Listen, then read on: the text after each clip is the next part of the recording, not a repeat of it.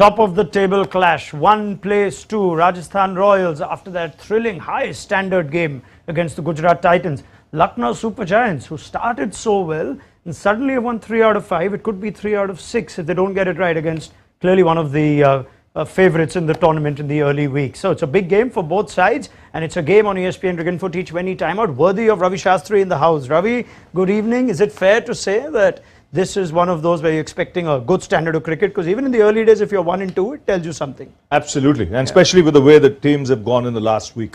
You know, they've hit their straps, you know, they're ready to run, and the timing of this match is terrific because both teams hot. Yeah. You know, both teams in the ascendancy, and one of them wants to take that extra step today. So it's going to be a crackerjack of a game. Yeah, we can expect nothing more. We'll come to toss and team news in just a little while from now, but let's focus on what's just been clicking for Rajasthan. Many things have. Their top orders getting runs when they need it. Samson, after a couple of ducks, had played an exceptional half-century against the Titans, but the game turned in 3 balls with our Ashwin. So we're going to focus and spend some time on Ashwin, who is started Ravi this season perhaps as with the best numbers with the ball. He doesn't always, he's not always among the wickets, but he's among the wickets. But I want to talk about his batting, which seems to have really kind of upped a level or two. You would have spent enough time with him, seen how much he works on his T20 batting. What can you tell me about Ashwin? See, he works damn hard on his batting. There's absolutely no question about that. And for me, as much as he's overachieved times with the ball, he's underachieved with the batting because he's got that much of talent and skill. He's got 5 test hundreds, man. Yeah. You know, and he's a natural timer of the ball. He can hit it a long way. You know, what's really surprised me is that consistency, which should have been there earlier, you know, hasn't been there. But I'm glad he's now, you know, making it count, playing some big shots. He's got the confidence of the management. They send him sometimes up the batting order, you know, which is good. And if he can turn that into match-winning performances, you know, that'll help Rajasthan immensely. I'd like to think you're right that he was always a quality all-rounder in red ball cricket, but does he have the power game in white ball cricket? That's what you're seeing. You know, you could see even in the nets when he hits it, he can hit it a long way. He's got that time. He's got that timing. You know, he's obviously worked on it. And you can see some shots are as big as any you'll see. Yeah. The other thing, and I think Danny Morrison said it on commentary while those 3 balls were hit, because the game turned. Mohammad Shami had an excellent 3 overs. You're looking at a bowler at the peak of his powers, and Ashwin has just pretty much read him like a book, like Danny said. He's ready for the short and wide one. He's ready for the pull shot. It almost feels like Ashwin also, because he's such a thinking cricketer, and we know that, he knows exactly what at least the Indian bowlers are certainly going to do, if not all. And no, for that matter, he's a good reader of the game. Yeah. You know, you can't pick so many wickets. You can't work out batsmen if you're not going to fathom out what you have to do.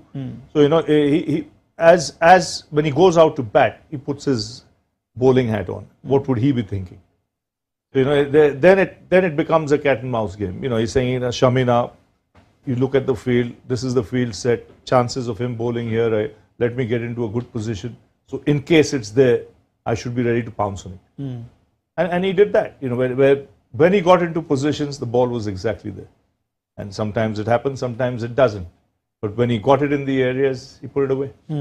Has he gotten fitter, stronger from what you've observed in the last year or so? I mean, you can't make out in T20 cricket. You can't make out in test matches in India because games get over a lot earlier. In 3 days, 3.5 days, you're not really tested. As opposed to when you go overseas and you got to do the hard yards of games lasting 5 days, you know, at times, or 4.5 days, and where you have to put in that extra effort, only then you'll know. Yeah, his rise in the IPL, and this has been, like as I said, one of his better starts to the IPL, also coincides with a dip in form for someone like Washington Sundar. It looks like India have given us the indication that we're going to move beyond Ashwin and DK after that last T20 World Cup. But is he a serious contender for the ODI World Cup, in your view? It depends. See, there's still 6 months to go. You know, T20 is different, ODI is different. Again, you use the word fitness, longer spells, staying on the ground longer. You know, you get other elements into play that count. Fielding counts. You know, your batting counts much more than it does in T20 cricket. The length of time you can bat, number of overs is not 4, it's 10. So, you know, you got to weigh your options. But the fact that he's got the experience, there's no substitute for experience. That can't be bought or sold in the market.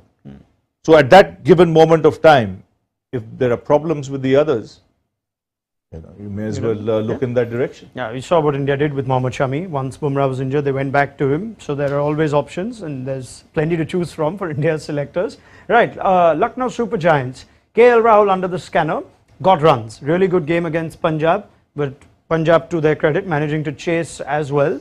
And we look at Rahul, I guess he's one of those who's always been scrutinized, Ravi. He's just one of those players. We expect a lot out of him. I'm leaving KL Rahul the batter aside because we quite like what we're seeing. KL Rahul, the captain's an interesting conversation at this point. Just about a year ago, he was captaining India in a test match. Suddenly, Hardik is the heir apparent. He's vice captain. In the last game, you have Ravi Shastri in such good form, bowling just the 2 overs. There are still questions on the ideal batting order with Stoinis and Puran.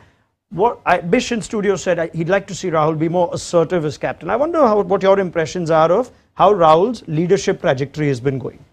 I think you judge a captain when you see the decisions he makes and the body language, on the field.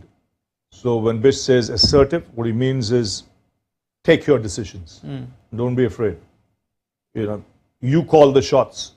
Don't wait for messages from the outside. If I'm captain, I hate messages that will come to me every over or so. Yeah, and there's a strong-headed dugout over there. No matter who it is, he'll be told very clearly, I'm the boss on the field. Yeah, thank you for letting me know, but I'm the boss on the field. So it'll take time, but the moment that happens, then you'll see a difference. In your experience with him, though, is he the kind of captain that is more keen to take input from the dugout? He was only a stand-in captain at the time, but is he sort of more keen to take that, or is he one of those, captains it could be argued. You could argue that case in that direction, but that's when you say you stamp your personality as a leader. You see that with Hardik. Yeah, he calls the shots. He takes the decisions. You see that with Dhoni. He takes the decisions. There's no 2 ways about it. It might be right, it might be wrong. Sanju has improved. A lot. You can see that quiet, confidence in his own ability, and he's understood his team a lot better, and it's showing. All right, first game at Jaipur, and it's so nice to have cricket back at Jaipur. Rajasthan playing their first official home games in Guwahati. But fond memories of the Pink City? They always light up. Always rich in history. You had some terrific players from that part of India. Central Zone, Rajasthan, they always had good teams, in the past. Even the late Salim Durrani played there for many, many years. You had Hanuman Singh, you had, a lot of players, Parthasarathy Sharma, in that time. And Jaipur was a regular stop. Yeah. In our playing days, it was a regular stop for, a one-day international or even a test match. You remember playing Pakistan there. So it's good to see that, they've gone back to Jaipur to play. And, the interest there is huge. It'll be full house. Yeah. There will be full houses there. Might be a nice variation or a break for a nice big ground also. Yeah.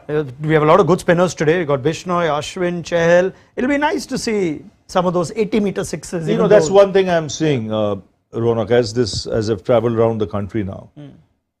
COVID, then, you had all these bubbles and quarantine, and then you had the IPL played in just one city, or Mumbai, last time round. Now, with games going back to venues which are venues for the home team, the interest is unbelievable. Yeah, like last night, it was a sea of orange in Hyderabad. You go to Bangalore, it's These are like weekday evening, so clearly people are interested. It's packed. Hyderabad's a fast stadium as well, so that's not stopping people. Not stopping, full house, Chennai full, Delhi will be full. Yeah. The interest, I would say, has increased, big time, since we saw this 3 years ago when matches were being played on the home-away basis. I think the interest now is much more. All right, Ravi Shastri, brilliant. What a setup you've given us for this cracking game. Thank you for your time and your thoughts. He's a busy man, Ravi. Let's let him off. And let's give you team news as we welcome back Tom Moody as well as Amol Muzumdar in studio. Let's have a look first at the home team, Rajasthan Royals, after that win against the Gujarat Titans. And Jason Holder returns. So they go back to the original overseas combination that they started the tournament with. Nice to see Josh Butler fit. Joe Root is on the subs bench. Don't worry about that. And Devdutt Padikkal, you think again, is the likely impact sub once they chase. They're going to be bowling first after Sanju Samson wins the first toss at the Savai Man Singh Stadium this IPL. Right, let's get a reaction. And this is how the game should be played, right? To my left, I'm all set to put the impact sub on, and look how quickly these two are in. That's how I want the officials to be adjudicating the game. Welcome Tom Moody, Amol Muzumdar. Give me your thoughts very quickly on going back to Jason Holder, which you did predict. Adam Zampa would not be an option every day, every venue, every opposition. Yeah, I think that's a smart move by Rajasthan. I think Holder sort of plugs a few more holes with regards to the balance of their side. I don't mind the experiment of playing Zampa and having that three-prong spin attack, but I think you need the opposition and you need the venue to be able to justify that. And I think this is the first game in Jaipur. Fresh wicket, I think a 6'7" seamer that can bat and also bowl an over or two at the back end of the innings has probably outweighed the option of another leg spinner. It would have been tempting, Amol, given it worked. You could say it worked against Gujarat Titans, strong team, good team. But are you with Tom on this, that conditions at Jaipur have dictated this change, Holder for Zampa? Without a doubt. I feel, the playing conditions, the pitch, the ground conditions. Also what he mentioned that, cricket is coming back, or the IPL is coming back to Jaipur after almost 4 years. So everything is fresh over there. Not much cricket has been played, even domestic cricket, not many times we have played in Jaipur at the Savai Man Singh Stadium. So I guess everything is fresh, so it's nice to give the ball to a 6'7" Jason Holder, where he'll extract a little bit of bounce, I guess. So wait, Holder 6'7", and you are? He's taller than me. He's taller than you? Yeah. Wow, one of the few. Yeah. One of the very few. Definitely taller than us. Oh my God, everyone's taller than me. Tom was taller than me at 4, I think. But anyway, right. There's also an opposition call here. It's one thing is conditions, which Tom and Amol have illustrated at Jaipur. But these two teams strike so well against spin, and they're bleeding that chart. Lucknow going at a rate of just under 9, Rajasthan at a rate of just over 9. From that Lucknow batting, I wonder how they'd react after that last game, where Rahul played well, they got to 75, but it wasn't enough against Punjab, Tom. But this is a dangerous team as well to have a lot of spin against, with the form, Pooran, Stoinis are all in. Yeah, look, particularly Pooran is a good player of spin. Stoinis can be unstuck against wrist spin especially. He's found himself short on a couple of occasions, not reading the wrong end with a wrist spinner. But Nicholas Pooran, in the form he's in at the moment, and also historically with what he's done with spinners before, he's a major threat. I know this is a slightly bigger ground in Jaipur, but there's no ground big enough for Nicholas Pooran when he's running hot. Yeah, what they need, Amol, is the two big Indian players in that team who are batting above Stoinis and Pooran to come good. What have you made of Deepak Hooda and Krunal Pandya, who aren't really sort of hitting the ground running with bat, especially Hooda? Krunal's had a couple of 30s, but Deepak Hooda does not look like the player he was a year ago. Well, I think they've misfired with Deepak Hooda. I guess he played international cricket for India. He played the World Cup, and post that, I haven't seen Deepak Hooda much. So even in domestic cricket, he hasn't hit the headlines. Yeah. So I guess every season is different. You cannot expect what he did a couple of seasons back that he'll come and produce those results again. As a batter, your life depends on how many runs you score, and every time you step on the ground, it starts from zero again. So you've got to be amongst the runs. Come the IPL, the pressure keeps on building with every game, and I think he has misfired for Lucknow Super Giants. But I hope he comes good because he's a damn good player. Yeah, he's still in that team though. There's no leaving him out, and we'll wait to see if in this batting first 11 he continues to bat at 3. But Quinton de Kock, who we're hearing mixed things about, some say he's unwell, some say he's unfit, but it's been a while and Kyle Mayer still keeps his place. The other noted change is the inclusion of Naveen ul Haq. So it's nice to see the Afghan seamer in that side. And no Mark Wood, that is the big news. You think Mark Wood is obviously going to be managed with his workload, Tom, but you'd have liked him, especially against this in-form Rajasthan Royals batting lineup. Let's start with that. You certainly would, but I think at the end of the day, I think they know that it's a long tournament, and if there is a sort of management protocol in place with regards to trying to get him to the end of the tournament, and also the connection with the ECB, the English Cricket Board, there'll be some sort of communication going on there to make sure that, look, by all means, have him, but that's manage his workload. So that may be a case here. Haq is a completely different bowler than Mark Wood, but he's still a very dangerous bowler, specialist in this type of format. So it'd be interesting. And from memory, Amol will know better than me, but it does swing in Jaipur. And Haq does get the ball to boomerang in, particularly to those right-handers. Most of the stadiums in India are sort of, they're huge ones, and but Savai Man Singh at Jaipur is an exception. It's a huge stadium, longer ones, and the stands go. It's an old school. More open. It's an old school stadium. Open ground, more open. It's not like a Coliseum. Absolutely. So I think Tom makes a very good point that it does swing in Jaipur initially. What they would want, and of course this is a conversation for their bowlers in the second innings now that Lucknow are batting first, but in the absence of Mark Wood, someone has to step up. Mark Wood has been carrying pretty much or leading this entire bowling lineup by himself. Certainly the pace bowling lineup. Bishnoi is in great form, but 11.8 Wood's average, yes, of course, helped with a 5-for in the opening game against Delhi, a strike rate of under 9. The rest of the seamers, though, numbers that you would want to improve on, given it's a pretty decent looking seam bowling attack. Avesh Khan seems to have gone missing as well. Here's another big signing, big player for them. Amol, who's not quite looking like the bowler he was a few years back. What have you noticed? The stark difference in that was a strike rate. Yeah. I'm amazed. Mark Wood has got a strike rate of 8 and others have got 36. So it's a huge difference. So there you go. I mean, I'm a little surprised that Mark Wood isn't playing. Probably it is the workload management, as you said. If you see in the IPL, there are 3 English players who are sitting on the bench. Ben Stokes, Jofra Archer and Mark Wood. So I guess there has to be some dialogue with the ECB. Do you get a discount on the franchise fee then perhaps, or the percentage that the ECB has to be given if they tell you to rest him?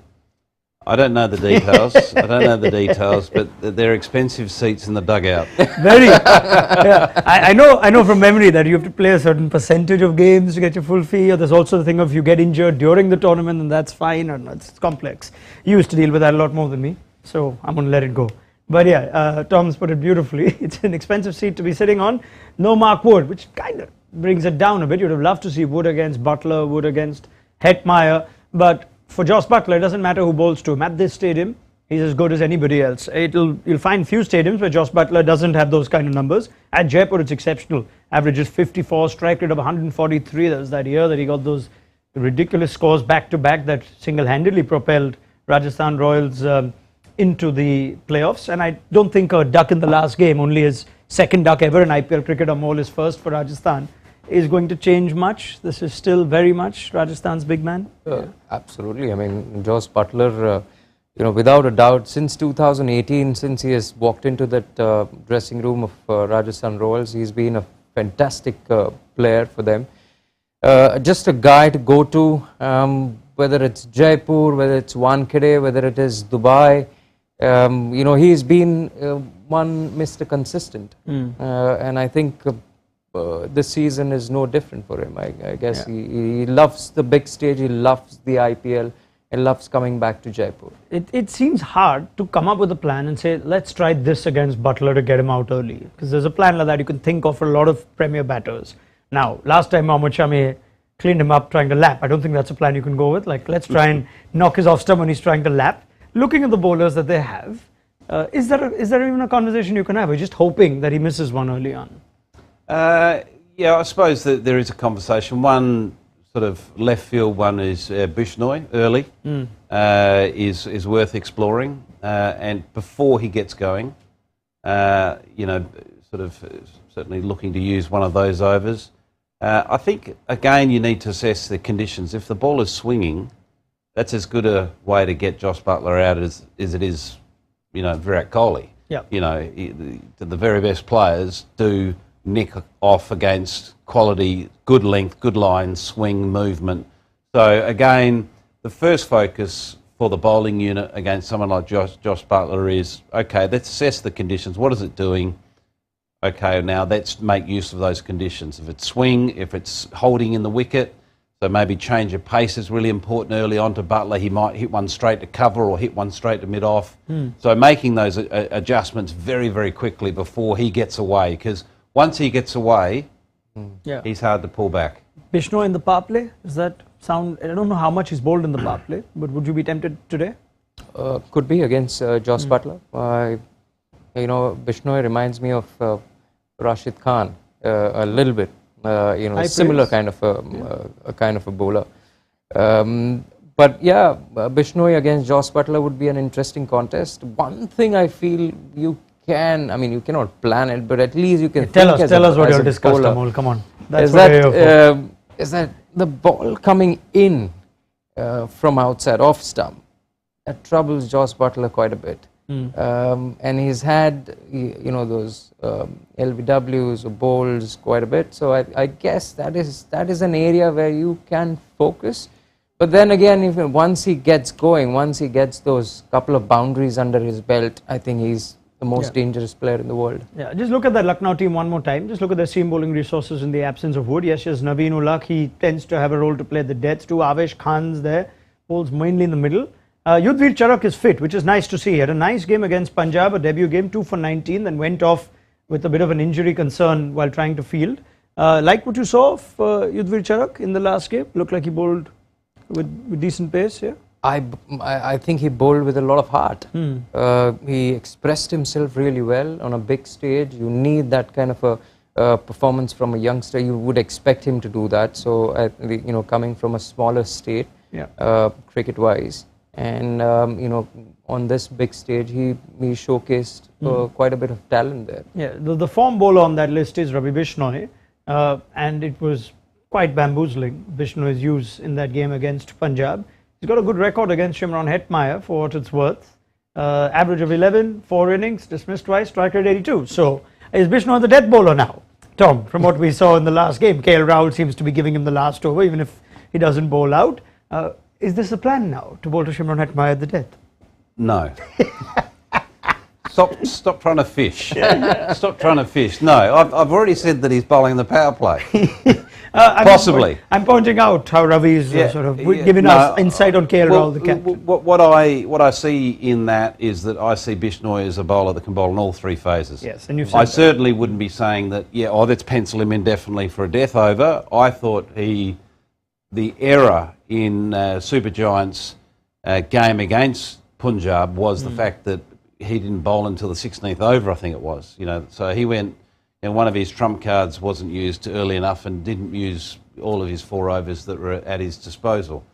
But I do believe he's a 3-phase bowler. But ideally, I wouldn't be banking on him to be finishing games off for you. But if conditions suit, if it's keeping low, if it's turning, he's going to be as hard as anyone to hit.